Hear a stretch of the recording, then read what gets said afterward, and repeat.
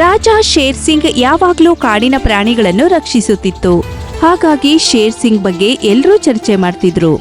ಹೀಗೆ ಒಂದಿನ ಶೇರ್ ಸಿಂಗ್ ತನ್ನ ಪತ್ನಿ ಮತ್ತು ಮಕ್ಕಳೊಂದಿಗೆ ಗುಹೆ ಎದುರುಗಡೆ ಕೂತ್ಕೊಂಡಿತ್ತು. ಆಗ ಕಾಡಿನ ಕೆಲವು ಪ್ರಾಣಿಗಳು ಶೇರ್ ಸಿಂಗ್ನ ಬಳಿ ಬಂದು ಹೇಳ್ತಾರೆ, ಮಹಾರಾಜರೇ, ನಾವೀಗ ತುಂಬಾ ಕಷ್ಟದಲ್ಲಿದ್ದೀವಿ. ಏನಾಯ್ತು ಚಮೇಲಿ, ನೀನ್ ಯಾಕೆ ಅಳ್ತಿದ್ದಿ? ಮಹಾರಾಜ್ರೆ, ನನ್ ಮಗ ನಿನ್ನೆ ರಾತ್ರಿಯಿಂದ ಕಾಣಿಸ್ತಿರ್ಲಿಲ್ಲ. ಆದ್ರೆ ಇವತ್ತು ಕಾಡಿನ ಹೊರಗಡೆ ಒಂದ್ ಶವ ಸಿಕ್ಕಿದೆ. ಯಾರೋ ನನ್ನ ಮಗನನ್ನು ಕೊಂದು ತಿಂದು ಕಾಡಿನಿಂದ ಹೊರಗೆ ಎಸೆದಿದ್ದಾರೆ. ಏನು? ಈ ಕಾಡಿನಲ್ಲಿ ನಾನು ಇಷ್ಟು ಕಠಿಣ ಕಾನೂನು ಮಾಡಿದ್ದೇನೆ, ಆದ್ರೂ ಯಾರವರು? ಇಂತಹ ಪಾಪ ಮಾಡಿದವರು ಯಾರು? ತಿಳಿದಿಲ್ಲ ಮಹಾರಾಜ್ರೆ. ಕೆಲವು ಪ್ರಾಣಿಗಳ ಪ್ರಕಾರ ರಾತ್ರಿ ವೇಳೆ ಕಾಡಿನಲ್ಲಿ ತೋಳಗಳು ಸುತ್ತಾಡ್ತಿವೆಯಂತೆ. ಈ ಕಾಡಿನಲ್ಲಿ ಶಿಕಾರಿ ಮಾಡೋದು ನಿಷಿದ್ಧ. ಆದ್ರೂ ಈ ಶಿಕಾರಿ ಯಾರು ಹುಟ್ಟಿಕೊಂಡ? ನಿನಗೆ ಇದಕ್ಕೆ ಖಂಡಿತ ನ್ಯಾಯ ಸಿಗುತ್ತೆ. ನಿನ್ನ ಮಗುವಿನ ಕೊಲೆಗಾರನಿಗೆ ನಾನು ಶಿಕ್ಷೆ ಕೊಡುತ್ತೇನೆ. ಅವನಿಗೆ ಎಂತ ಶಿಕ್ಷೆ ಕೊಡ್ಬೇಕು ಅಂದ್ರೆ ಇವತ್ತಿಂದ ಯಾವುದೇ ಪ್ರಾಣಿನ ಕಣ್ಣೆತ್ತು ನೋಡಬಾರ್ದು ಅವನು. ನಾಳೆ ಬೆಳಿಗ್ಗೆ ಸಭೆಯನ್ನು ಕರೆಯಿರಿ. ಮಂತ್ರಿ ಚಿತಾ ಸಿಂಗ್ ಮತ್ತು ಭಾಗ್ ಸಿಂಗ್ ಕಾಡಿನ 4 ದಿಕ್ಕಿನಲ್ಲಿ ಬಲೆ ಬೀಸಿ ತಿಳಿದುಕೊಳ್ಳಿ ಮಕ್ಕಳ ಹತ್ಯೆ ಯಾರು ಮಾಡ್ತಿದ್ದಾರೆಂದು. ಶೇರ್ ಸಿಂಗ್ನ ಮಾತನ್ನು ಕೇಳಿ ಅವರ ದೊಡ್ಡ ಮಗ ಯೋಚನೆ ಮಾಡೋಕ್ ಶುರು ಮಾಡ್ತಾನೆ. ಇಷ್ಟರವರೆಗೆ ಅವಿತುಕೊಂಡು ಮುಗ್ಧ ಪ್ರಾಣಿಗಳ ಶಿಕಾರಿ ಮಾಡ್ತಿದ್ದೆ, ಆದ್ರೆ ಈಗ ಯಾರು ಬಂದಿದ್ದಾರೆ? ನನ್ನ ಶಿಕಾರಿಗಳನ್ನು ಕೊಂದು ತಿನ್ನುವವರು? ಶೇರ್ ಸಿಂಗ್ನ ದೊಡ್ಡ ಮಗ ದಿಲಾವರ್ ಕೆಟ್ಟವನಾಗಿದ್ದ. ಈ ದಿಲಾವರ್ ಯಾವಾಗ್ಲೂ ಕಾಡಿನ ಪ್ರಾಣಿಗಳನ್ನು ಕೊಂದು ತಿಂತಿದ್ದ. ಇವರ ಚಿಕ್ಕ ಮಗ ಬೋಲಾ ಅವರ ತಂದೆಯ ಹಾಗೆ ತುಂಬಾ ದಯಾಳು ಆಗಿದ್ದ. ಅವನ್ ಯಾವಾಗ್ಲೂ ಕಾಡಿನ ಪ್ರಾಣಿಗಳನ್ನು ರಕ್ಷಿಸುತ್ತಿದ್ದ. ರಾತ್ರಿ ಟೈಮಲ್ಲಿ ದಿಲಾವರ್ ಕಾಡಿನಲ್ಲಿ ಶಿಕಾರಿ ಮಾಡೋದಕ್ಕೆ ಹೋಗ್ತಾ ಇತ್ತು. ಆಗ ಇದ್ದಕ್ಕಿದ್ದಂತೆ ಬಲ್ಲು ಅಲ್ಲಿ ಕಾಣಿಸುತ್ತೆ. ಓಹೋ, ಈ ಮಂಗ ಕೂಡ ಅಪ್ಪಾಜಿಯವರ ಗುಪ್ತಾಚಾರನಿರ್ಬೇಕು. ಈ ವೇಳೆ ಶಿಕಾರ್ ಮಾಡೋದು ಸರಿಯಲ್ಲ. ಸ್ವಲ್ಪ ದಿನ ಬಿಟ್ಟು ಬಿಡ್ತೇನೆ, ಆಗ ನನ್ ಮೇಲೆ ಯಾರಿಗೂ ಸಂಶಯ ಬರೋದಿಲ್ಲ. ಆಗ ಬಾಲು ಮಂಗ ಅಲ್ಲಿಗೆ ಬಂದ್ಬಿಡುತ್ತೆ. ಯುವರಾಜ್ರೆ, ನೀವು ಈ ಹೊತ್ತಿನಲ್ಲಿ ಇಲ್ಲಿ? ಮಂಗನ ಮಾತಿನ ಹಾವಭಾವ ನೋಡೇ ಇದಕ್ಕೆ ಅರ್ಥ ಆಗ್ಬಿಡತ್ತೆ. ಇದು ತುಂಬಾ ಯೋಚನೆ ಮಾಡಿ ಹೇಳುತ್ತೆ, ಕೊಲೆಗಾರನನ್ನು ಹಿಡಿಯೋದು ನನ್ನ ಕರ್ತವ್ಯ ಕೂಡ. ನಾನು ಕೊಲೆಗಾರನನ್ನು ಹುಡುಕ್ತಾ ಇಲ್ಲಿಗೆ ಬಂದಿದ್ದೇನೆ. ಯುವರಾಜ್ ಅಂದ್ರೆ ನಿಮ್ಮಂತಿರ್ಬೇಕು. ನಮ್ಗೆ ನಿಮ್ಮಲ್ಲಿ ಹೆಮ್ಮೆ ಇದೆ ಯುವರಾಜ್ರೆ. ತನ್ನನ್ನು ಹೊಗಳಿದ್ ನೋಡಿ ಈ ದಿಲಾವರ್ ತನ್ನ ಗುಹೆಗೆ ಹೊರಟೋಗುತ್ತೆ. ಆಗ ಕಾಡಿಗೆ ಅಲ್ಲೊಂದು ತೋಳ ಬಂದ್ಬಿಡುತ್ತೆ. ನಿನ್ನೆ ಜಿಂಕೆಯ ಮಗುವನ್ನು ತಿಂದು ತುಂಬಾ ಮಜಾ ಬಂತು. ಸರಿ, ಇಂದು ಕೂಡ ಯಾರ್ದಾದ್ರೂ ಮಗುವನ್ನು ಕೊಂದು ಪಾರ್ಟಿ ಮಾಡೋಣ. ಚಮೇಲಿಯ ಮಗನನ್ನು ಈ ತೋಳನೇ ತಿಂದಿತ್ತು. ತೋಳ ಕೂಡ ಆ ದಿಲಾವರ್ನಂತೆ ಕಾಡಿನ ಪ್ರಾಣಿಗಳನ್ನೆಲ್ಲ ಕೊಂದು ತಿಂತಿತ್ತು. ಈ ತೋಳ ಕಾಡಿನಲ್ಲಿ ಪ್ರಾಣಿಗಳನ್ನು ಶಿಕಾರಿ ಮಾಡೋದಕ್ಕೆ ಹುಡುಕ್ತಾ ಇತ್ತು. ಎತ್ತರದ ಮರದಲ್ಲಿ ಕೂತ್ಕೊಂಡಿದ್ದಂತಹ ಈ ಪಕ್ಷಿ ತೋಳಗಳನ್ನು ನೋಡ್ಬಿಡುತ್ತೆ. ಈ ತೋಳ ಇಷ್ಟೊತ್ತು ಕಾಡಿನಲ್ಲೇನ್ ಮಾಡ್ತಿದ್ದಾನೆ? ಎಲ್ಲಾದ್ರೂ ನಾವು ಹುಡುಕುತ್ತಿರುವ ಕೊಲೆಗಾರ ಇವನೇ ಇರಬಹುದೇ? ಆಗ ಈ ತೋಳಗಳೆಲ್ಲ ಆ ಮೊಲದ ಮನೆ ಒಳಗಡೆ ನುಗ್ಬಿಡ್ತವೆ. ಮೊಲದ ಮರಿಗಳನ್ನು ಕಚ್ಕೊಂಡು ಅಲ್ಲಿಂದ ಹೊರಟೋಗ್ತವೆ. ಇದನ್ ನೋಡಿ ಈ ಪಕ್ಷಿಗೆ ಆಶ್ಚರ್ಯವಾಗುತ್ತೆ. ಇದರರ್ಥ ಈ ತೋಳನೇ ಕಾಡು ಪ್ರಾಣಿಗಳನ್ನು ಕೊಲ್ತಿದ್ದಾನೆ. ಬೆಳಿಗ್ಗೆ ಈ ವಿಷಯವನ್ನು ಮಹಾರಾಜರಿಗೆ ತಿಳಿಸ್ಬೇಕು.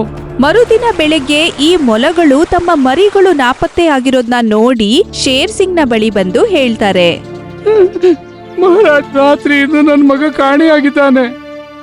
ಏನಾದ್ರೂ ಮಾಡಿ ಮಹಾರಾಜ್ರೆ, ಇಲ್ಲಾಂದ್ರೆ ನಾನು ಬದುಕೋದಿಲ್ಲ. ಮಹಾರಾಜ್ರೆ, ನಿನ್ನೆ ರಾತ್ರಿ ಶಾಕಾಲ ತೋಳ ಮೊಲದ ಮಗುವನ್ನು ಎತ್ತಿಕೊಂಡು ಹೋಗಿದ್ದಾನೆ. ನಾನು ಕಣ್ಣಾರೆ ನೋಡಿದ್ದೀನಿ. ಅಂದ್ರೆ ನಮ್ಮ ಕಾಡು ಪ್ರಾಣಿಗಳನ್ನು ಶಾಕಾಲ ತೋಳ ಕೊಂದು ತಿಂತಿದ್ದಾನೆ? ಶಾಕಾಲ ತೋಳನಿಗಿಷ್ಟು ಧೈರ್ಯ? ಜೊತೆಗಾರರೇ, ಶಾಕಾಲನನ್ನು ಬಂಧಿಸಿ ಕರೆದು ತನ್ನಿ. ಶೇರ್ ಸಿಂಗ್ನ ಸಿಪಾಯಿಗಳು ಈ ತೋಳಗಳ ಕಾಡಿಗೆ ಹೋಗಿ ಈ ಶಿಕಾರಿ ಮಾಡುವ ತೋಳಗಳನ್ನು ಈ ಶೇರ್ ಸಿಂಗ್ನ ಬಳಿಗೆ ಕರ್ಕೊಂಡ್ ಬರ್ತಾರೆ. ತಗೊಳ್ಳಿ ಮಹಾರಾಜ್ರೆ, ನಿಮ್ಮ ಅಪರಾಧಿ. ಅನುಮತಿ ನೀಡಿದ್ರೆ ಇವನ್ನ ಮೂಳೆ ಮುರಿದ್ ಬಿಡ್ತೇವೆ ಮಹಾರಾಜ್ರೆ. ಆಗ ಅಲ್ಲಿಗೆ ಶಾಕಾಲ್ನ ಮಾತಾಪಿತಾ ಕೂಡ ಬರ್ತಾರೆ. ನಿಲ್ಲಿ, ನನ್ ಮಗ ಕೆಟ್ಟವನಲ್ಲ. ಯಾರು ನಿಮ್ಗೆ ಹೀಗೆಲ್ಲ ಸುಳ್ಳು ಹೇಳಿದ್ದು? ನಿಲ್ಲಿ, ನನ್ನ ಮಗನೇನು ಅಪರಾಧಿಯಲ್ಲ ಮೂಳೆ ಮುರಿಯೋಕೆ. ನಿನ್ನ ಮಗ ಕಾಡಿನ ಪ್ರಾಣಿ ಮುಗ್ಧ ಮಕ್ಕಳನ್ನು ಕೊಂದು ತಿಂತಿದ್ದಾನೆ. ಹಾಗಾಗಿ ಸ್ವಲ್ಪ ಹೊತ್ತಿನಲ್ಲಿ ಅವನಿಗೆ ಶಿಕ್ಷೆ ವಿಧಿಸಲಾಗುವುದು. ನಾನು ಕೈ ಮುಗಿತೀನಿ, ನನ್ ಮಗನಿಗೆ ಶಿಕ್ಷೆ ಕೊಡ್ಬೇಡಿ. ನನ್ನ ಮಗನನ್ನು ಕ್ಷಮಿಸಿ ಮಹಾರಾಜ್ರೆ. ಎಂದು ಈ ರೀತಿ ಅಪರಾಧ ಮಾಡೋದಿಲ್ಲ. ಅವನಿಗೊಂದು ಅವಕಾಶ ಕೊಡಿ. ಅವಕಾಶ ಸಿಗೋದಿಲ್ಲ. ಬೇರೆ ಅಪರಾಧಿಗಳಿಗೆ ಸಿಕ್ಕ ಶಿಕ್ಷೆಯನ್ನೇ ಅವನಿಗೂ ವಿಧಿಸಲಾಗುವುದು. ಹದ್ದು ಶಾಕಾಲ್ ತೋಳನ 2 ಕಣ್ಣುಗಳನ್ನು ಕಿತ್ತು ತೆಗೆ. ಶೇರ್ ಸಿಂಗ್ನ ಆದೇಶದಂತೆ ಈ ಪಕ್ಷಿ ತೋಳದ ಕಣ್ಣುಗಳನ್ನು ಬಂದು ಕಿತ್ತಾಕ್ಬಿಡತ್ತೆ. ಆನೆ ಶಾಕಾಲ್ ತೋಳನ 2 ಬಾಹುಗಳನ್ನು ಕಿತ್ತು ಎಸೆದು ಬಿಡು. ಈ ಆನೆ ತನ್ನ ಸೊಂಡಿಲಿನಿಂದ ತೋಳದ ಕಾಲುಗಳನ್ನು ಹೀಗೆ ಕಟ್ ಮಾಡ್ಬಿಡತ್ತೆ. ಈಗ ಈ ತೋಳ ನರಳಿ ನರಳಿ ಸತ್ತೋಗುತ್ತೆ. ಇದನ್ನೋಡಿ ಕಾಡಿನ ಎಲ್ಲಾ ಪ್ರಾಣಿಗಳಿಗೂ ಆಶ್ಚರ್ಯವಾಗುತ್ತೆ. ಯಾರಾದ್ರೂ ಒಂದ್ ವೇಳೆ ನನ್ನ ಕಾಡಿನ ಪ್ರಾಣಿಗಳಿಗೆ ತೊಂದರೆ ಮಾಡುವ ಪ್ರಯತ್ನ ಮಾಡಿದ್ರೆ ಅವನಿಗೂ ಇದೇ ರೀತಿಯ ಶಿಕ್ಷೆಯಾಗುವುದು. ತೋಳಕ್ಕೆ ಸಿಕ್ಕಿದ ಶಿಕ್ಷೆ ನೋಡಿ ಈ ದಿಲ್ವಾರ್ಗೆ ಮನ್ಸಿನಲ್ಲೇ ಹೆದರಿಕೆ ಹುಟ್ಟುತ್ತೆ. ಶಿಕಾರಿ ಮಾಡಿದ್ರೆ ಶಿಕ್ಷೆ ತುಂಬಾ ಅಪಾಯಕಾರಿ. ಆದ್ರೂ ನಾನಂತೂ ಅವಿತುಕೊಂಡು ಶಿಕಾರಿ ಮಾಡ್ತಾ ಇರ್ತೇನೆ. ಯಾಕೆಂದ್ರೆ ನಾನು ಯುವರಾಜ, ಯಾರಿಗೂ ನನ್ನ ಮೇಲೆ ಸಂಶಯ ಬರೋದಿಲ್ಲ. ಇಲ್ಲೊಂದ್ ಕಡೆ ಈ ದಿಲಾವರ್ ಶಿಕಾರಿ ಮಾಡೋದಕ್ಕೆ ಯೋಚಿಸ್ತಾ ಇತ್ತು. ಆಗ ಈ ಕಡೆಯಿಂದ ಈ ನರಿ ಅಳುತ್ತಾ ಹೇಳುತ್ತೆ, ನನ್ನ ಮಗನಿಗೆ ಶಿಕ್ಷೆ ನೀಡಿ ನೀನು ತಪ್ಪಾಡ್ಬಿಟ್ಟೆ ಶೇರ್ ಸಿಂಗ್. ನಿನಗೆ ನಮ್ಮ ಶಾಪ ತಟ್ಟುತ್ತೆ, ನೋಡ್ತಾ ಇರು. ತನ್ನ ಮಗನಿಗೆ ನೀಡಿದ ಶಿಕ್ಷೆಯನ್ನು ನೋಡಿ ಜುಮ್ನು ತನ್ನ ಪತ್ನಿಯನ್ನು ಕರ್ಕೊಂಡು ಅಲ್ಲಿಂದ ಹೊರಟೋಗುತ್ತೆ. ಮಹಾರಾಜರೇ, ನಿಮ್ಮ ನ್ಯಾಯ ಪ್ರಶಂಸನೀಯ. ಎಂದಿನವರೆಗೆ ನೀವು ಈ ರೀತಿ ನ್ಯಾಯ ಕೊಡ್ತೀರೋ ಅಷ್ಟರವರೆಗೆ ಯಾರೂ ಅಪರಾಧ ಮಾಡೋ ಬಗ್ಗೆ ಯೋಚಿಸಲು ಸಾಧ್ಯವಿಲ್ಲ. ಸಭೆ ಮುಗಿದ ಕೂಡ್ಲೆ ಎಲ್ಲಾ ಪ್ರಾಣಿಗಳು ತಮ್ಮ ತಮ್ಮ ಮನೆಗೆ ಹೋಗ್ತಾರೆ. ಈ ತೋಳ ತೀರ್ಕೊಂಡ್ಮೇಲೆ ಕಾಡಿನಲ್ಲಿ ಯಾವುದೇ ಪ್ರಾಣಿಗಳು ತೀರ್ಕೊಳ್ಳೋದು ಕಾಣಿಸೋದಿಲ್ಲ. ಇದಾದ್ಮೇಲೆ ಒಂದಿನ ಈ ದಿಲಾವರ್ ಕಾಡಿನಲ್ಲಿ ರಾತ್ರಿ ಶಿಕಾರಿ ಮಾಡೋಕ್ ಬರುತ್ತೆ. ಕೆಲವು ದಿನದಿಂದ ಶಿಕಾರಿ ಮಾಡದೆ ಸುಮ್ಮನಿದ್ದೆ. ಆದ್ರೆ ಇಂದು ಯಾವ್ದಾದ್ರೂ ಮಗುವನ್ನು ಕೊಂದು ತಿಂತೇನೆ. ಶಿಕಾರಿ ಮಾಡೋದಕ್ಕಾಗಿ ದಿಲಾವರ್ ಈ ತೋಳಗಳ ಕಾಡಿಗೆ ಹೋಗುತ್ತೆ. ಅಲ್ಲೊಂದು ತೋಳದ ಮರಿ ಆಟ ಆಡ್ತಾ ಇರುತ್ತೆ. ಅದನ್ನ ನೋಡಿ ಇದು ಯೋಚಿಸುತ್ತೆ, ಅರೆ ವಾ, ಈ ತೋಳನ ಮಗು ಎಷ್ಟು ಸುಂದರವಾಗಿದೆ. ಸರಿ, ಇವನನ್ನೇ ಕೊಂದು ತಿಂತೇನೆ. ದಿಲಾವರ್ ಓಡಿ ಬಂದು ಆ ತೋಳದ ಮಗುವನ್ನು ತಿನ್ನೋಕ್ ಶುರು ಮಾಡುತ್ತೆ. ಆಗ ಶಾಕಾಲ್ನ ಅಮ್ಮ ಅಲ್ಲಿಗೆ ಬಂದ್ಬಿಡ್ತಾರೆ. ಯಾರಾದ್ರೂ ನನ್ ಮಗನನ್ನು ಕಾಪಾಡಿ, ಯಾರಾದ್ರೂ ನನ್ ಮಗನ್ ಕಾಪಾಡಿ, ಶೇರಿಯನನ್ನ ಸಾಯಿಸ್ಬಿಡುತ್ತೆ, ಕಾಪಾಡಿ. ಜಿಮ್ಮಿ ಕೂಗೋದ್ ಕೇಳಿ ಎಲ್ಲಾ ಪ್ರಾಣಿಗಳು ಅಲ್ಲಿಗೆ ಬರ್ತಾರೆ. ಇವನು ದಿಲಾವರ್, ಶೇರ್ ಸಿಂಗ್ನ ಮಗ. ಯಾರೋ ನನ್ ಮಗುನ ಸಾಯಿಸಿದ್ದಾರೆ. ಅವನನ್ನ ಬಿಡ್ಬೇಡಿ ತೋಳಗಳೇ, ಹಿಡೀರಿ ಅವನನ್ನ. ಎಲ್ಲಾ ತೋಳಗಳು ಸೇರ್ಕೊಂಡು ಈ ದಿಲಾವರ್ನನ್ನು ಹಿಡಿದ್ಬಿಡ್ತಾರೆ. ಮತ್ತೆ ಬೆಳಗಾಗುತ್ತಲೇ ಅದನ್ನ ಶೇರ್ ಸಿಂಗ್ನ ಬಳಿ ತಂದು ನಿಲ್ಲಿಸ್ತಾರೆ. ಮಹಾರಾಜರೇ, ಮಗುವನ್ನು ಕೊಂದ ಅಪರಾಧಕ್ಕೆ ನನ್ನ ಮಗನಿಗೆ ಮೃತ್ಯುವಿನ ಶಿಕ್ಷೆ ನೀಡಿದ್ದೀರಿ. ಈಗ ನಿಮ್ಮ ಮಗನು ಅದೇ ಅಪರಾಧ ಮಾಡಿದ್ರೆ ಅವನಿಗೂ ಇದೇ ಶಿಕ್ಷೆ ನೀಡ್ತೀರಾ? ಏನ್ ಮಾಡಿದ್ದಾನೆ ನನ್ನ ಮಗ? ನಿಮ್ಮ ಮಗ ಒಬ್ಬ ಮುಗ್ಧ ಮಗುವನ್ನು ಕೊಂದು ತಿಂದ್ಬಿಟ್ಟಿದೆ. ದಿಲಾವರ್, ಇವರು ಹೇಳೋದು ನಿಜವೇನು? ಇಲ್ಲ ಅಪ್ಪಾಜಿ, ಇವರೆಲ್ಲ ಸುಳ್ಳು ಹೇಳ್ತಿದ್ದಾರೆ. ಜುಮ್ರು, ನನ್ನ ಮಗ ಅಪರಾಧಿ ಎಂದು ಸಾಬೀತುಪಡಿಸಲು ಏನಾದ್ರೂ ಪುರಾವೆ ಇದೆಯಾ? ಇವನೇನು ಪುರಾವೆ ಬಿಟ್ಟಿಲ್ಲ ಮಹಾರಾಜರೇ, ಕೊಂದು ತಿಂದು ಬಿಟ್ಟಿದ್ದಾನೆ ಮಗುವನ್ನು. ಪುರಾವೆ ಇಲ್ಲದೆ ಶಿಕ್ಷೆ ವಿಧಿಸಲು ಸಾಧ್ಯವಿಲ್ಲ. ಒಂದು ಪುರಾವೆ ಇದೆ ಮಹಾರಾಜರೇ. ಹೌದು ಮಹಾರಾಜರೇ, ನಾನು ಶಿಕಾರಿ ಮಾಡಿ ತಿನ್ನೋದನ್ನ ನನ್ನ ಕಣ್ಣಾರೆ ನೋಡಿದ್ದೀನಿ. ಅವನು ತಿನ್ನುತ್ತಿರುವಾಗಲೇ ನಾವು ಇವನನ್ನು ಹಿಡಿದಿದ್ದೇವೆ ಮಹಾರಾಜರೇ. ಮತ್ತೆ ಸುಳ್ಳು ಹೇಳ್ತಿದ್ದಾರೆ ಅಪ್ಪಾಜಿ. ನೀವು ಇವನ ಮಗನಿಗೆ ಮೃತ್ಯು ಶಿಕ್ಷೆ ನೀಡಿದ್ದಕ್ಕಾಗಿ ಇವರು ಸುಳ್ಳು ಪುರಾವೆ ಕೊಟ್ಟು ನಿಮ್ಮಿಂದ ಪ್ರತೀಕಾರ ಮಾಡಬಯಸ್ತಾರೆ. ಕೇವಲ ತೋಳಗಳ ಪುರಾವೆಯಿಂದ ದಿಲಾವರ್ನಿಗೆ ಶಿಕ್ಷೆ ನೀಡಲು ಸಾಧ್ಯವಿಲ್ಲ. ಇದೇ ನಿಮ್ಮ ನ್ಯಾಯನ ಮಹಾರಾಜ್ರೆ? ದಿಲಾವರ್ ನಿಮ್ಮ ಸ್ವಂತ ಮಗ, ಹಾಗಾಗಿ ನಮ್ಗೆ ನ್ಯಾಯ ಸಿಗೋದಿಲ್ಲ. ಎಲ್ಲಾ ತೋಳಗಳು ಬೇಸರದಿಂದ ಅಲ್ಲಿಂದ ಹೋಗ್ತಾರೆ. ಆದ್ರೆ ಶೇರ್ ಸಿಂಗ್ಗೆ ಮಾತ್ರ ಚಿಂತೆ ಬಹಳ ಇತ್ತು. ರಾತ್ರಿ ಎಲ್ಲ ಅದು ಯೋಚಿಸ್ತಾ ಇರುತ್ತೆ. ದಿಲಾವರ್ ನನ್ನ ಮಗನಾದ್ರೆ ಏನಾಯ್ತು? ಅವನು ಕೊಲೆಗಾರನಾಗಿದ್ರೆ ಅವನಿಗೆ ಶಿಕ್ಷೆ ವಿಧಿಸಲೇಬೇಕು. ಘಟನೆಯ ಸ್ಥಳಕ್ಕೆ ಹೋಗಿ ಪುರಾವೆ ನಾನೇ ಹುಡುಕುತ್ತೇನೆ. ಮರುದಿನ ಶೇರ್ ಸಿಂಗ್ ತನ್ನ ಗುಪ್ತಚರರನ್ನು ಕರೆಯುತ್ತೆ. ಜೊತೆಗಾರರೇ, ನನ್ನ ಮಗ ಅಪರಾಧಿಯನ್ನು ನನ್ನ ನ್ಯಾಯ ತೀರ್ಮಾನದ ಮೇಲೆ ಕೆಲವರು ಅವಹೇಳನ ಮಾಡಿದ್ದಾರೆ. ಹಾಗಾಗಿ ನೀವೆಲ್ಲ ಹೇಗಾದ್ರೂ ಪುರಾವೆ ಹುಡುಕಲೇಬೇಕು. ದಿಲಾವರ್ ಕೊಲೆಗಾರನಾದ್ರೆ ಅವನಿಗೆ ಶಿಕ್ಷೆ ಆಗಲೇಬೇಕು. ನೀವು ಚಿಂತಿಸಬೇಡಿ ಮಹಾರಾಜರೇ, ನಾವು ನಿಜ ವಿಷಯ ಹೊರಗೆ ತಂದೇ ಬಿಡ್ತೇವೆ. ಶೇರ್ ಸಿಂಗ್ನ ಎಲ್ಲಾ ಗುಪ್ತಚರರು ಹುಡುಕೋದಕ್ಕೆ ಹೊರಡ್ತಾರೆ. ಆಗ ಈ ಪಕ್ಷಿ ಆ ಮರದ ಮೇಲೆ ಕೂತ್ಕೊಂಡಿದ್ದಂತಹ ಗೂಬೆಯನ್ನು ಕೇಳುತ್ತೆ. ಆಗ ಈ ಗೂಬೆ ಹೇಳುತ್ತೆ, ದಿಲಾವರ್ ಕೊಂದದ್ದನ್ನು ನಾನು ಕಣ್ಣಾರೆ ನೋಡಿದ್ದೇನೆ. ನೀನು ಈ ವಿಷಯ ಶೇರ್ ಸಿಂಗ್ನ ಎದುರು ಹೇಳಬಹುದೇ? ದಿಲಾವರ್ ಶೇರ್ ಸಿಂಗ್ನ ಮಗ. ಶೇರ್ ಸಿಂಗ್ ಅವನಿಗೆ ಶಿಕ್ಷೆ ಕೊಡದೇ ಇದ್ದರೆ ದಿಲಾವರು ನಮ್ಮನ್ನು ಜೀವಿಸಲು ಬಿಡಲಾರ. ಅದರ ಚಿಂತೆ ನಿನಗೆ ಬೇಡ. ನೀನು ಕೇವಲ ಸಾಕ್ಷಿ ನೀಡು, ಬೇರೆಲ್ಲ ನಾನು ನೋಡಿಕೊಳ್ತೇನೆ. ಈ ಪಕ್ಷಿ ಮೇಲೆ ನಂಬಿಕೆ ಇಟ್ಟು ಹುಲ್ಲು ಸಾಕ್ಷಿ ಹೇಳೋದಕ್ಕೆ ಶೇರ್ ಸಿಂಗ್ನ ಸಭೆಗೆ ಬರುತ್ತೆ. ಹಾ ಮಹಾರಾಜ್ರೆ, ದಿಲಾವರ್ ಕೊಲ್ಲೋದನ್ನ ನಾನು ಕಣ್ಣಾರೆ ನೋಡಿದ್ದೇನೆ. ಹುಲ್ಲು ಹೇಳಿದ ಸಾಕ್ಷಿಯನ್ನು ನಂಬುತ್ತಾ ಶೇರ್ ಸಿಂಗ್ ದಿಲಾವರ್ಗೆ ಶಿಕ್ಷೆ ಕೊಡುತ್ತೆ. ಈ ಕಾಡಿನ ಕಾನೂನಿನ ಪ್ರಕಾರ ದಿಲಾವರನಿಗೂ ಅದೇ ಶಿಕ್ಷೆಯಾಗುತ್ತೆ ಯಾವುದನ್ನ ತೋಳನಿಗೆ ನೀಡಲಾಗಿತ್ತು. ಈಗ ಹದ್ದಿನ ಕಡೆ ಈ ಶೇರ್ ಸಿಂಗ್ ನೋಡಿ ಹೇಳುತ್ತೆ, ಹದ್ದು, ದಿಲಾವರ್ನ ಕಣ್ಣು ಕಿತ್ತು ಬಿಡು. ಮತ್ತೊಮ್ಮೆ ಯೋಚಿಸಿ ಮಹಾರಾಜ್ರೆ, ದಿಲಾವರ್ ನಿಮ್ಮ ಮಗ. ನ್ಯಾಯದ ಎದುರು ಯಾರು ಯಾರ ಮಗನಲ್ಲ ಅಥವಾ ಯಾರು ಸಂಬಂಧಿಕರಲ್ಲ. ಕೇವಲ ನ್ಯಾಯ ಕೊಡ್ಬೇಕು. ಇವನನ್ನ ಕ್ಷಮಿಸ್ಬಿಡಿ ಮಹಾರಾಜ್ರೆ, ಈ ದಿಲಾವರ್ ಮತ್ತೆ ಇಂಥ ತಪ್ಪು ಮಾಡೋದಿಲ್ಲ. ನಾವು ಕಾಡಿನ ರಾಜಶೇರ್ನಿ, ನ್ಯಾಯ ನೀಡೋದು ನಮ್ಮ ಧರ್ಮ. ಹಾಗಾಗಿ ನಮ್ಮ ಮಮತೆಯನ್ನು ಇಂದು ಕಣ್ಣೀರಾಗಿ ಹರಿಸಲೇಬೇಕು. ಅಪ್ಪಾಜಿ, ನನ್ನನ್ನು ಕ್ಷಮಿಸಿ ಬಿಡಿ. ಇಲ್ಲ ಮಗು, ನೀನು ಶೇರ್ ಆಗಿದ್ದಿ, ಶೇರ್ನಂತೆ ಜೀವಿಸಿದ್ದಿ, ಶೇರ್ನಂತೆ ಮೃತ್ಯುವನ್ನು ಆಲಿಂಗಿಸು. ನಂತರ ಹದ್ದಿನ ಕಡೆ ನೋಡಿ ಶೇರ್ ಸಿಂಗ್ ಹೇಳುತ್ತೆ, ಹದ್ದು, ದಿಲಾವರ್ನ ಕಣ್ಣು ಕಿತ್ತು ಬಿಡು. ಶೇರ್ ಸಿಂಗ್ನ ಆದೇಶದಂತೆ ಈ ಹದ್ದು ದಿಲಾವರ್ನ 2 ಕಣ್ಣುಗಳನ್ನು ಕಿತ್ತಾಕ್ಬಿಡತ್ತೆ. ದಿಲಾವರ್ ನೋವಿನಿಂದ ನರಳೋದನ್ನ ನೋಡಿ ಶೇರ್ ಸಿಂಗ್ ಕಣ್ಣಲ್ಲಿ ನೀರು ಬರುತ್ತೆ. ನಂತರ ಆನೆಗೆ ಹೇಳುತ್ತೆ, ಆನೆ, ದಿಲಾವರ್ನ 2 ಕೈಗಳನ್ನು ಕಿತ್ತು ಎಸೆದು ಬಿಡು ನೀನು. ಇದನ್ ಕೇಳಿ ಎಲ್ರಿಗೂ ಆಶ್ಚರ್ಯವಾಗುತ್ತೆ. ಮಹಾರಾಜರೇ, ಇವನು ನಿಮ್ಮ ಮಗ. ಮುಂದೆಂದು ಈ ರೀತಿ ತಪ್ಪು ಮಾಡೋದಿಲ್ಲ. ಇವನನ್ನು ಕ್ಷಮಿಸಿ ಬಿಡಿ. ಇವನು ಒಬ್ಬ ಅಪರಾಧಿ. ಇವನ ಕೈಗಳನ್ನು ತುಂಡು ಮಾಡು. ಇದು ನನ್ನಿಂದ ಆಗೋಲ್ಲ ಮಹಾರಾಜರೇ. ಇದು ನನ್ನ ಆಜ್ಞೆ, ನೀನು ಪಾಲಿಸಲೇಬೇಕು. ಶೇರ್ ಸಿಂಗ್ನ ಆದೇಶದಂತೆ ಈ ಆನೆ ಇಷ್ಟ ಇಲ್ದಿದ್ರೂ ಈ ದಿಲಾವರ್ನ 2 ಕಾಲುಗಳನ್ನ ಕತ್ತರಿಸಾಕತ್ತೆ. ನೋವಿನಿಂದ ಈ ದಿಲಾವರ್ ಜೋರಾಗಿ ಅಳ್ತಾ ಇರುತ್ತೆ. ಈ ನೋವಿನ ಕ್ಷಣವನ್ನು ನೋಡಿ ಶೇರ್ ಸಿಂಗ್ನನ್ನು ನೋಡಿ ಎಲ್ಲಾ ಪ್ರಾಣಿಗಳಿಗೂ ಹೆಮ್ಮೆ ಆಗತ್ತೆ. ನಂತರ ಶೇರ್ ಸಿಂಗ್ ತನ್ನ ಮಗನ ಬಳಿ ಹೋಗಿ ಜೋರಾಗಿ ಅಳುತ್ತೆ. ಮಗು, ಇದೆಲ್ಲ ಯಾಕೆ ಮಾಡಿದೆ ನೀನು? ಸ್ವಂತ ಮಗನ ಕೊಲೆಗಾರನಾಗಿಸಿದೆ ನನ್ನನ್ನು.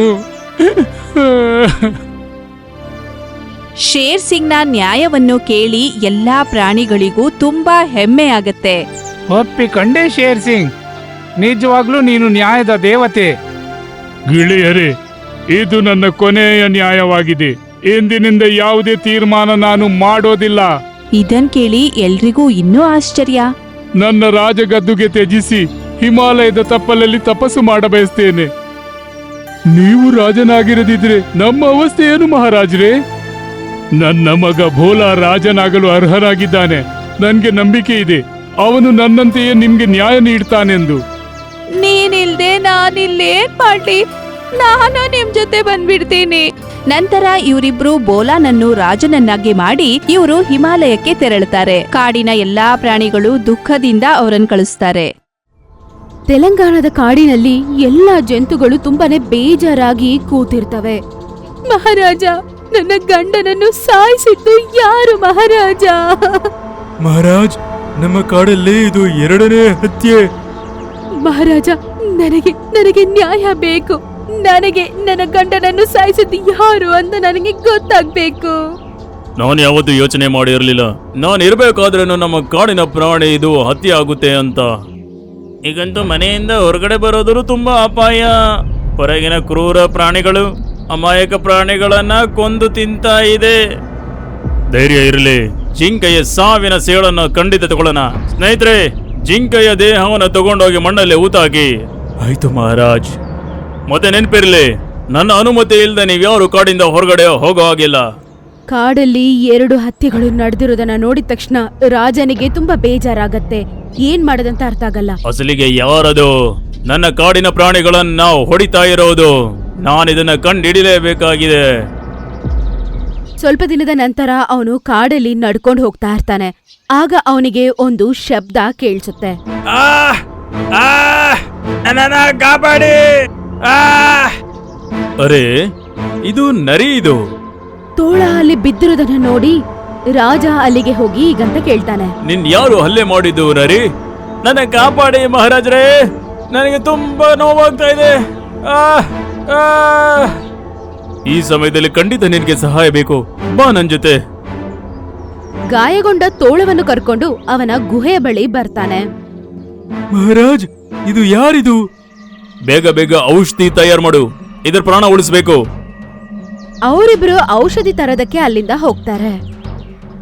ಶೇರ್ ಸಿಂಗ್ ತೋಳನ ಬಳಿ ಕೇಳ್ತಾನೆ, ಇದೆಲ್ಲ ನಿನಗೆ ಹೇಗಾಯ್ತು? ಮತ್ತೆ ನೀನಿರೋದಿಲ್ಲಿ? ನನ್ನ ಹೆಸರು ಕಲ್ಲು, ಮತ್ತೆ ನನ್ನ ಪಕ್ಕದ ಕಾಡಲ್ಲಿ ಇರ್ತೀನಿ. ನಾನು ಕಾಡಲ್ಲಿ ವಿಶ್ರಾಂತಿ ತಗೋಬೇಕಾದ್ರೆ ಆಗ ತುಂಬ ಕ್ರೂರ ಪ್ರಾಣಿಗಳು ನನ್ನ ಮೇಲೆ ಹಲ್ಲೆ ಮಾಡಬಾರ್ದು. ಈ ಕ್ರೂರ ಪ್ರಾಣಿಗಳ ಮಿತಿ ಮೀರ್ತಾ ಇದೆ, ಇದಕ್ಕೆ ತಕ್ಕ ಪಾಠ ಕಲಿಸಲೇಬೇಕು. ಆಮೇಲೆ ಅವರು ಔಷಧಿಯನ್ನು ತಗೊಂಡ್ ಬಂದು ಶೇರ್ ಸಿಂಗ್ ಅವನ ಕೈಯಾರೆ ಆ ಗಾಯಕ್ಕೆ ಆ ಮದ್ದನ್ನು ಹಾಕ್ತಾನೆ. ನೀವು ನನ್ನ ತಂದೆ ತಾಯಿ ತರ ನನ್ನ ಸೇವೆ ಮಾಡ್ತಾ ಇದ್ದೀರಾ ಮಹಾರಾಜ್, ಇದು ನನ್ನ ಕರ್ತವ್ಯ. ರಾತ್ರಿಯ ಸಮಯದಲ್ಲಿ ಶೇರ್ ಸಿಂಗ್ ಅವನ್ ಜೊತೆ ತೋಳವನ್ನು ಕೂರಿಸ್ಕೊಂಡು ಊಟ ಬಡಿಸ್ತಾನೆ. ನೋಡು, ಸ್ವಲ್ಪನೂ ನಾಚಿಕೆ ಪಡ್ಕೋಬೇಡ, ಹೊಟ್ಟೆ ತುಂಬಾ ಊಟ ಮಾಡು. ನಾನೊಬ್ಬ ಅಪರಿಚಿತ, ಆದ್ರೂ ನೀವು ನನಗೆ ಎಷ್ಟೊಂದು ಸೇವೆ ಮಾಡ್ತಾ ಇದ್ದೀರಾ. ಈಗ ನಿನಗೆ ಗಾಯ ಆಗಿದೆ, ಮತ್ತೆ ನಿನಗೆ ಸೇವೆ ಮಾಡೋದು ನನ್ನ ಕರ್ತವ್ಯ. ಇದೇ ರೀತಿ ಕಳ್ಳು ತೋಳ ಸರಿಯಾಗುವವರೆಗೂ ಶೇರ್ ಸಿಂಗ್ ಅವನಿಗೆ ಸೇವೆ ಮಾಡ್ತಾನೆ. ಈಗ ಪೂರ್ತಿಯಾಗಿ ಕಳ್ಳು ಆರೋಗ್ಯವಂತನಾಗಿರ್ತಾನೆ. ಮಹಾರಾಜ್, ನೀವು ನಮಗೆ ತುಂಬಾ ದೊಡ್ಡ ಸಹಾಯ ಮಾಡಿದ್ದೀರಾ. ನಾನ್ ನಿಮ್ಮ ಸಹಾಯ ಯಾವತ್ತೂ ಮರೆಯೋದಿಲ್ಲ. God bless you. ನಾನು ಪ್ರಾರ್ಥನೆ ಮಾಡ್ತೀನಿ, ನೀನೆಲ್ಲೇ ಇದ್ರೂನು ಸುರಕ್ಷಿತವಾಗಿರು. ಶುಕ್ರಿಯ ಮಹಾರಾಜ. ಮತ್ತೆ ಅದು ಅಲ್ಲಿಂದ ಹೋಗ್ಬಿಡುತ್ತೆ. ಇದೇ ರೀತಿ ಸ್ವಲ್ಪ ತಿಂಗಳು ಕಳೆದು ಹೋಗುತ್ತೆ. ಆಗ ಎಲ್ಲ ಪ್ರಾಣಿಗಳು ಶೇರ್ ಸಿಂಗ್ ಹತ್ರ ಹೇಳ್ತವೆ, ಮಹಾರಾಜ್, ಕಾಡಲ್ಲಿ ನೀರು ಕಡಿಮೆ ಆಗ್ತಾ ಇದೆ, ನಾವು ನೀರನ್ನ ಹುಡುಕ್ಬೇಕಾಗುತ್ತೆ. ಒಂದ್ ವೇಳೆ ಸರಿಯಾದ ಸಮಯದಲ್ಲಿ ನೀರು ಸಿಗ್ಲಿಲ್ಲ ಅಂದ್ರೆ ಆಗ ತುಂಬಾ ದೊಡ್ಡ ಸಮಸ್ಯೆ ಆಗಬಹುದು. ಆದ್ರೆ ಈ ಪರಿಸ್ಥಿತಿಯಲ್ಲಿ ಹೊರಗಡೆ ಹೋಗೋದು ತುಂಬಾನೇ ಅಪಾಯ. ಆದ್ರೆ ನೀರಿನ ವ್ಯವಸ್ಥೆ ಮಾಡ್ಲೇಬೇಕಲ್ವಾ? ಆದ್ರೆ ನೀರನ್ನ ಹುಡುಕೋದಕ್ಕೆ ಕಾಡಿಂದ ಹೊರಗಡೆ ನಾನೇ ಹೋಗ್ತೀನಿ. ಯಾಕಂದ್ರೆ ನೀವು ಯಾರೂ ಆ ಕ್ರೂರ ಪ್ರಾಣಿಗಳಿಗೆ ಬಲಿಯಾಗೋದು ನನಗೆ ಇಷ್ಟ ಇಲ್ಲ. ಆದ್ರೆ ನಾವು ನೀವೊಬ್ಬರನ್ನೇ ಹೊರಗಡೆ ಹೋಗಕ್ ಬಿಡೋದಿಲ್ಲ, ನಾವು ನಿಮ್ ಜೊತೆಗೆ ಬರ್ತೀವಿ. ಇಲ್ಲ ಚಿರತೆ, ನೀರು ಹುಡುಕೋದಕ್ಕೆ ಕಾಡಿಂದ ಹೊರಗಡೆ ನಾನು ಒಬ್ನೇ ಹೋಗ್ತೀನಿ. ಕಾಡಿಂದ ಹೊರಗಡೆ ಹೋಗೋದು ಅಷ್ಟೊಂದು ಸುಲಭ ಅಲ್ಲ. ಶೇರ್ ಸಿಂಗ್ ನೀರನ್ನು ಹುಡುಕೊಂಡು ಕಾಡಿಂದ ಸ್ವಲ್ಪ ದೂರ ನಡ್ಕೊಂಡು ಹೋಗ್ತಾನೆ. ಇಲ್ಲಂತೂ ದೂರ ದೂರಕ್ಕೂ ನೀರೇ ಇಲ್ಲ. ಈಗ ನೀರ್ ಎಲ್ಲಿ ಅಂತ ಹುಡುಕ್ಲಿ? ಶೇರ್ ಸಿಂಗ್ ತುಂಬಾ ದೂರ ಹೋಗ್ತಿದ್ದಾಗ ಪಾಪ ಒಂದು ಶೇರಿಣಿ ಅಲ್ಲೇ ಕೆಳಗಡೆ ಬಿದ್ದು ಕಷ್ಟಪಡ್ತಿರೋದನ್ನ ನೋಡ್ತಾನೆ.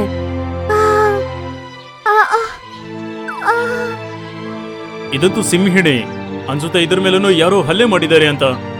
ಶೇರ್ ಸಿಂಗ್ ಗಾಯಗೊಂಡ ಶೇರಿಣಿ ಹತ್ರ ಬರ್ತಾನೆ. ಯಾರು ನೀನು? ಮತ್ತೆ ಈ ಗಾಯ ಎಲ್ಲ ನಿನ್ಗೆ ಹೇಗಾಯ್ತು?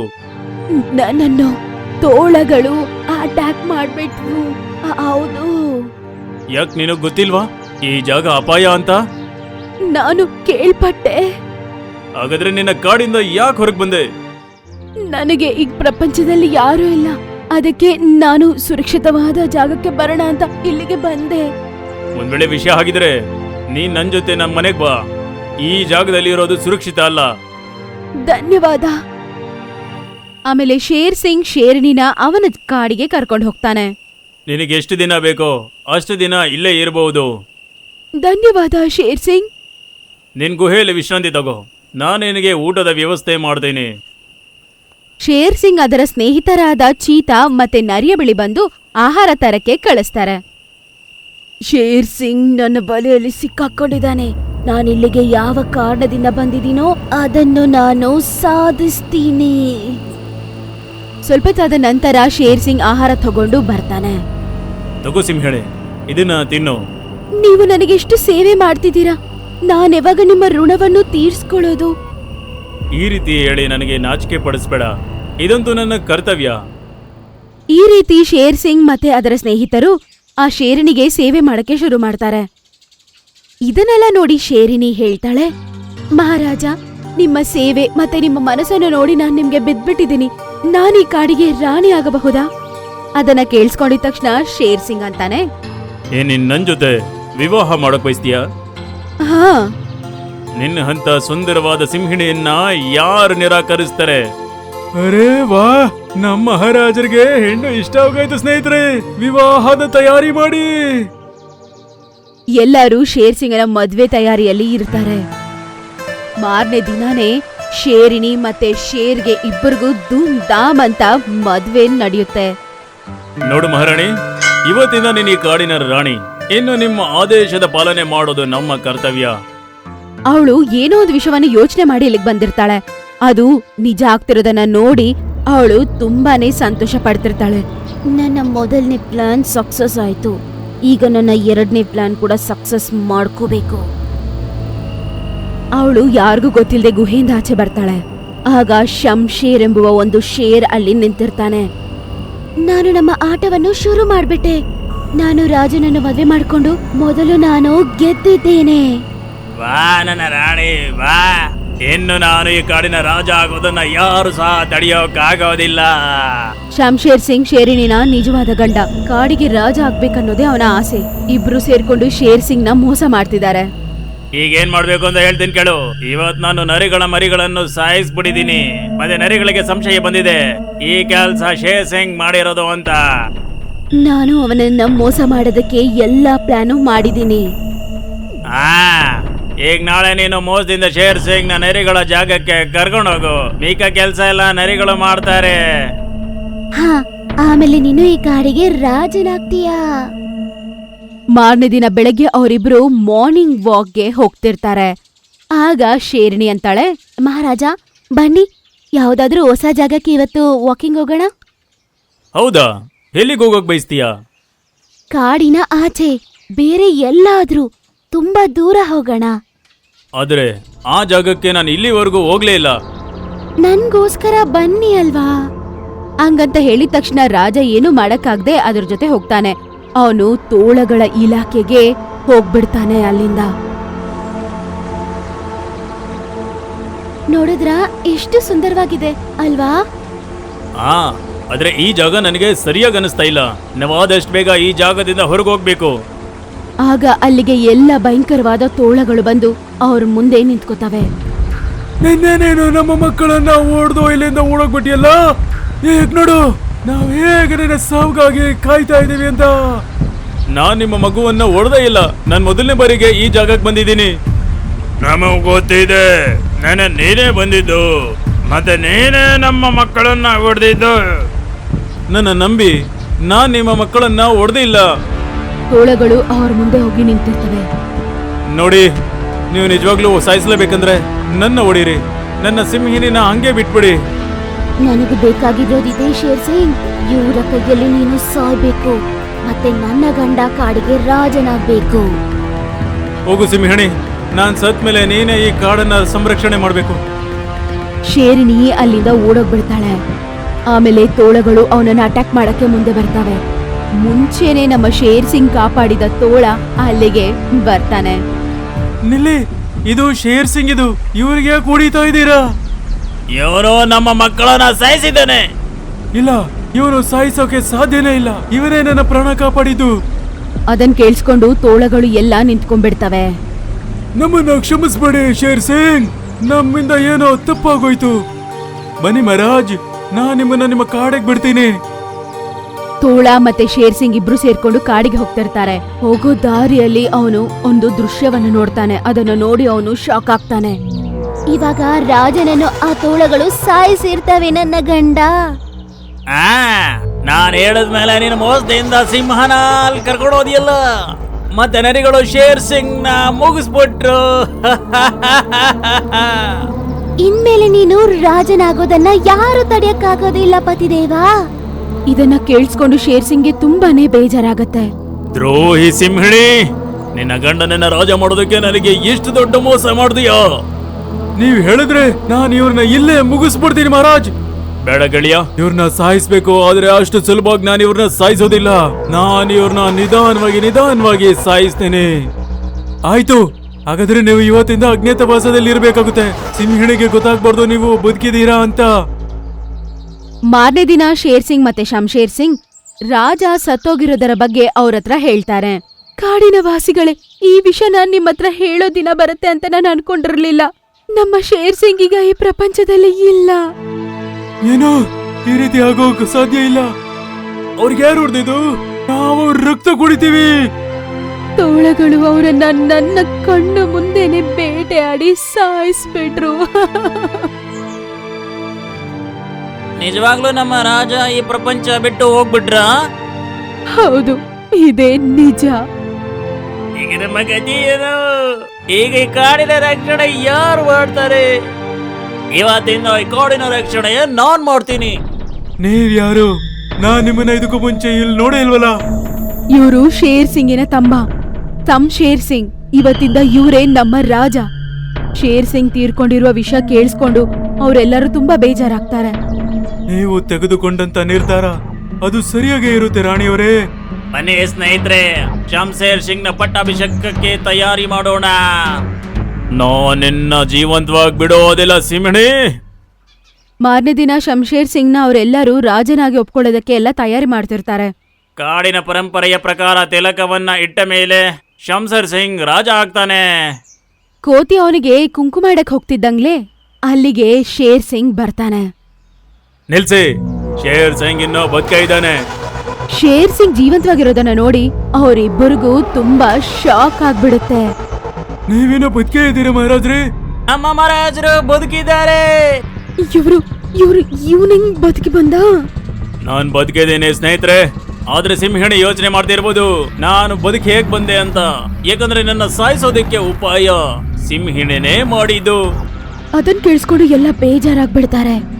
ಸ್ನೇಹಿತರೆ, ಶಂಶೇರ್ ಸಿಂಗ್ ಈ ಸಿಂಹಿಣಿಯ ನಿಜವಾದ ಗಂಡ. ಇವನನ್ನ ರಾಜ ಮಾಡೋದಕ್ಕೆ ಸಿಂಹಿಣಿ ನನ್ನ ಮದುವೆ ಆಗುವಂತ ನಾಟಕ ಮಾಡಿದ್ದಾಳೆ. ಅದನ್ನ ನೋಡಿದ ತಕ್ಷಣ ಒಪ್ಕೊಳಕ್ಕಾಗದೆ ಇರುವ ಈ ಶೇರಣಿ ಹೀಗಂತಾಳೆ, ತೋಳಗಳು ನಿನ್ನನ್ನ ಅಟ್ಯಾಕ್ ಮಾಡಿದ್ದನ್ನ ನಾನೇ ನೋಡಿದೆ, ಆದ್ರೆ ನೀನಂಗ್ ತಪ್ಸ್ಕೊಂಡೆ. ಹೇಳ್ತಾರಲ್ಲ, ಒಳ್ಳೆ ಕರ್ಮ ಮಾಡು, ಆಗ ಫಲ ಕೂಡ ಒಳ್ಳೇದೇ ಸಿಗುತ್ತೆ. ನನ್ಗೂ ಸಹ ಅದೇ ರೀತಿ ಆಯ್ತು. ನರಿಗಳು ನನ್ನ ಮೇಲೆ ಹಳ್ಳೆ ಮಾಡೋದನ್ನ ನೋಡಿ ನೀನ್ ಅಲ್ಲಿಂದ ಓಡುವುದೇ. ಆದ್ರೆ ಅದೇ ಸಮಯದಲ್ಲಿ ಕಲ್ಲು ನರಿ ಬಂದು ನನ್ನ ಪ್ರಾಣ ಕಾಪಾಡ್ದ. ಯಾಕಂದ್ರೆ ಇದೇ ಶೇರ್ ಸಿಂಗ್ ನನ್ನ ಪ್ರಾಣ ಕಾಪಾಡಿದ ಒಮ್ಮೆ. ಹಾಗಾಗಿ ಇವನ ಪ್ರಾಣ ಕಾಪಾಡೋದು ನನ್ನ ಕರ್ತವ್ಯ ಆಗಿತ್ತು. ಆದ್ರೆ ನಾನು ನಿನ್ನ ಹತ್ರ ಬರುವಾಗ ಆಗ ನನಗೆ ನಿನ್ನ ಮೋಸದ ಆಟದ ಕತೆ ಗೊತ್ತಾಯ್ತು. ಆಗ ನಾನು ಮತ್ತೆ ಶೇರ್ ಸಿಂಗ್ ನಿಂಗೆ ಪಾಠ ಕಲಿಸ್ಬೇಕು ಅಂತ ಮಾಡಿದ್ವಿ. ಈಗ ನಿನ್ನ ಆಕ್ರೋಶದಿಂದ ನಿಮ್ಮನ್ನ ಯಾರು ಕಾಪಾಡೋಕ್ಕಾಗಲ್ಲ. ಆಜ್ಞೆ ಮಾಡಿ ಶೇರ್ ಸಿಂಗ್, ನಾ ಇವ್ರ ಬೋಟಿ ಗಲೀಜೆ ಎಲ್ಲ ಕಿತ್ ತಿನ್ಬಿಡ್ತೀವಿ. ಏನ್ ನೋಡ್ತಾ ಇದ್ದೀರಾ ಜೊತೆಗಾರ್ರೆ? ಹೊಡೆದುರುಳಿಸಿ ಇವ್ರನ್ನ. ಅದನ್ ಕೇಳಿಸ್ಕೊಂಡು ಶಂಶೇರ್ ಅಲ್ಲಿಂದ ಓಡ್ತಾನೆ. ಆಮೇಲೆ ಕಾಡಿನ ಎಲ್ಲ ಜಂತುಗಳು ಅವನ ಹಿಂದ್ಗಡೆನೆ ಓಡಿ ಹೋಗ್ತವೆ. ನೋಡ್ದ ಸಿಂಹಿಣಿ, ಯಾರಿಗೋಸ್ಕರ ನೀನು ನನ್ಗೆ ಮೋಸ ಮಾಡ್ದೆ? ಸ್ವತಃ ಅವನೇ ಅವನ ಪ್ರಾಣ ಕಾಪಾಡೋದಕ್ಕೆ ನಿನ್ನ ಬಿಟ್ಬಿಟ್ಟು ಹೋಗ್ಬಿಟ್ಟ. ನನ್ನನ್ನ ಕ್ಷಮಿಸಿ ಮಹಾರಾಜ, ನನ್ನನ್ನ ದಯವಿಟ್ಟು ಕ್ಷಮಿಸಿ. ನಾನ್ ಗಾಂಧಿ ಅಲ್ಲ, ಒಂದು ಕೆನ್ನೆಗೆ ಹೊಡೆದ್ರೆ ಮತ್ತೊಂದ್ ಕೆನ್ನೆ ತೋರ್ಸೋದಕ್ಕೆ. ಇದು ಕಾಡು, ಮತ್ತೆ ಇಲ್ಲಿ ಮೋಸಕ್ಕೆ ಸಜಾ ಮೃತ್ಯು. ಹಂಗಂತ ಹೇಳಿ ಶೇರ್ ಸಿಂಗ್ ಶೇರ್ಣಿ ಮೇಲೆ ಅಟ್ಯಾಕ್ ಮಾಡ್ತಾನೆ. ಆಮೇಲೆ ಅವನ್ನ ಸಾಯಿಸ್ಬಿಡ್ತಾನೆ. ಆ ದಿನದ ನಂತರ ಇನ್ಮೇಲೆ ಮದ್ವೆನೆ ಮಾಡ್ಕೋಬಾರ್ದು ಅಂತ ಶೇರ್ ಸಿಂಗ್ ಅನ್ಕೋತಾನೆ. ಜೀವನ ಪೂರ್ತಿ ಮದ್ವೆ ಮಾಡ್ಕೋದೇನೆ ಆ ಕಾಡಿನ ವಾಸಿಗಳ ಜೊತೆ ಸಂತೋಷವಾಗಿರ್ತಾನೆ. ನಿಮ್ಗೆ ನಮ್ಮ ವಿಡಿಯೋ ಇಷ್ಟ ಆಗಿದ್ರೆ ಕೂಡಲೇ ನಮ್ಮ ಚಾನೆಲ್ ಅನ್ನ ಸಬ್ಸ್ಕ್ರೈಬ್ ಮಾಡಿ. ಮತ್ತೆ ವಿಡಿಯೋನ ಲೈಕ್ ಮತ್ತೆ ಶೇರ್ ಮಾಡೋದನ್ನ ಮರಿಬೇಡಿ. ಧನ್ಯವಾದ.